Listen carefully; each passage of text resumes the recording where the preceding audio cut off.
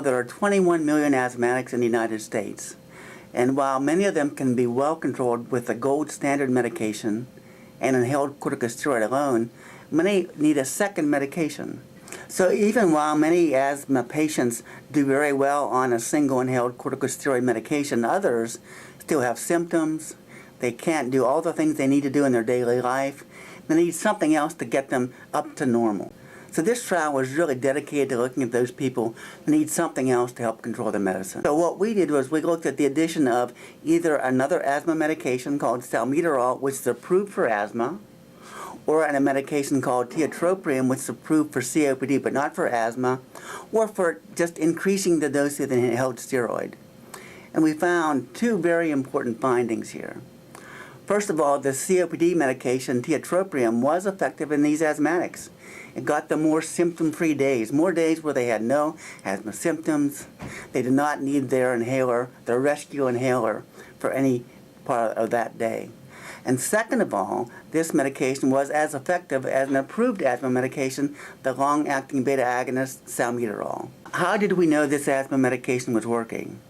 Well, first of all, if we look at asthma control days, those are days when patients don't have symptoms and did not need the rescue inhaler.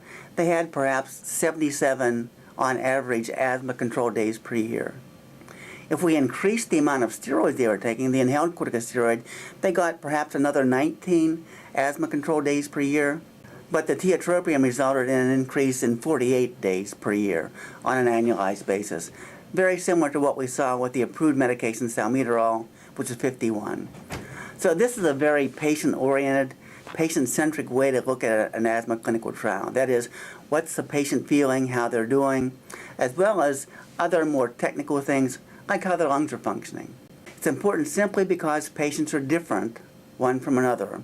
What works in one patient may not work in another, and now potentially we'll have a new class of medications, this COPD medication called an anticholinergic, tiotropium, which hopefully will be approved for asthma in the next several years.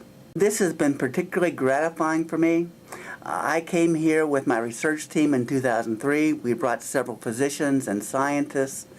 And while it's very gratifying to see patients in the hospital and the clinic to help take care of them there, by doing trials like this, we have the potential to help not only thousands of patients, but even millions of asthmatics. And that's very important, to really spread these kinds of new therapies to a much larger segment of the population.